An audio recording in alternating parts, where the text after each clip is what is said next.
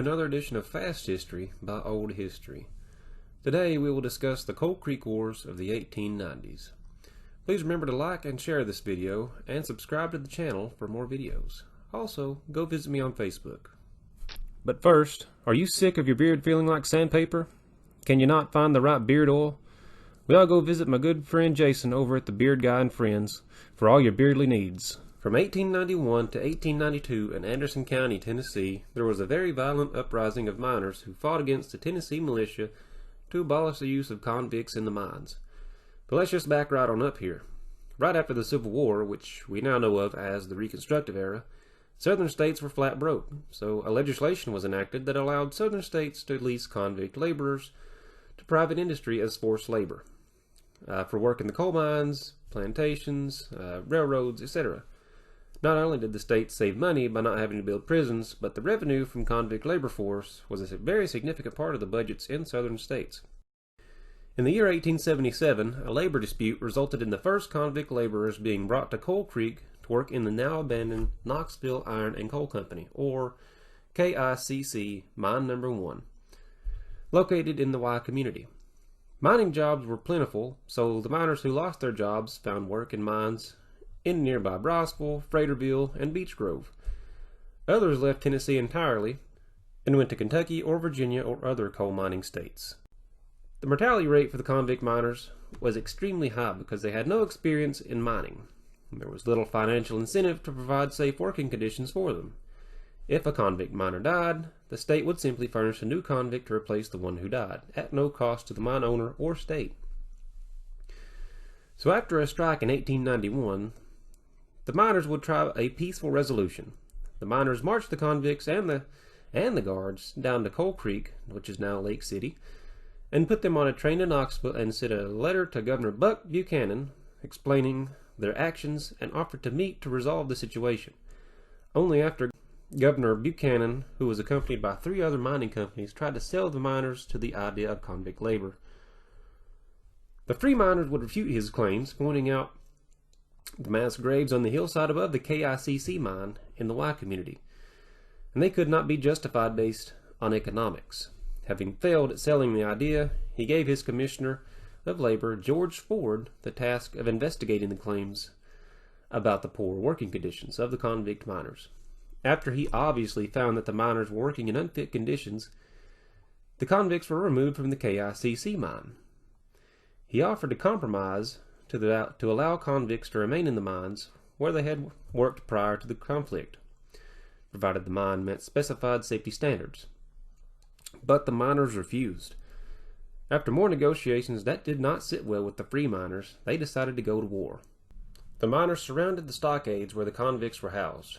The heavily outnumbered militia, led by Colonel Granville Sevier, who was a distant relative of Tennessee's first governor, surrendered. The free miners marched the troops, guards, and convicts from the stockades in Tennessee Hollow and the Y community to the town of Coal Creek, where they were put on a train to Knoxville. In July 1892, Governor Buchanan sent more troops to Coal Creek, which led to more disarming of the troops by miners, burning of the stockades, and marches to the train station in Coal Creek again. Finally, in January 1892, Governor Buchanan sent a large contingent of troops to supervise convict laborers who built Fort Anderson on Militia Hill in the Y community. On 2 occasions, he contacted Washington about sending in federal troops if needed to support the Tennessee militia against the miners. Fort Anderson had the ability to fire its cannons into the town of Coal Creek and at the miners' nest encampment on Walden Ridge, which forced a standoff with the miners. The soldiers developed a habit of loading oyster cans filled with mud into their 6-pound howitzers and firing them into Coal Creek, where they would splatter onto Main Street. After the war had spread to Oliver Springs, Tracy City, and Inman, the miners laid siege to Fort Anderson as part of a coordinated attack on the convict labor system. The commander of the fort, Colonel Keller Anderson, met with businessmen and miners who were drinking buddy of his in Coal Creek to reach a settlement. He was captured by a group of miners who ordered him to surrender the fort or be hanged. His reply was, "If you are determined to kill me, then take me out and shoot me, but tell my daughter that I died game." This made him an instant hero with the national media covering the war. Now, after Major Daniel Warhorse Carpenter and his militia got lost marching up to Walden's Ridge, they were met by the miners in what became known as the Battle of Fatal Rock. They were forced to retreat back to Knoxville. Exhausted, the old Warhorse had to be hauled back to the railroad in a farm wagon. The press proclaimed the soldiers as heroes who valiantly fought off nearly 500 miners, with only 2 fatalities and several wounded, when in reality it was only a half-dozen sentries had hollered, "Surround 'em, boys," making the soldiers think there were 500 miners. The soldiers were probably killed and wounded by friendly fire during their scramble down Walden Ridge. The governor would send in the entire state militia with Gatling guns and heavy artillery, taking hostages and threatening to level the town of Coal Creek unless Colonel Anderson was released. Being heavily outnumbered and outgunned, the miners were forced to release Colonel Anderson and surrender by October 1892. Due to public sentiment for the free miners, the governor was not re-elected in November 1892. The new governor, Peter Turney, abolished the convict lease system in Tennessee, and the remaining southern states soon followed Tennessee's lead and abolished the convict lease system in their states as well. The free miners of Coal Creek are credited with abolishing the convict lease system in the South, which was an institution considered worse than slavery. Troops would remain at Fort Anderson until miner Dick Drummond was found hanging from the railroad bridge in Briceville on August 10, 1893. 16 officers and enlisted men of the National Guard were arrested for the crime.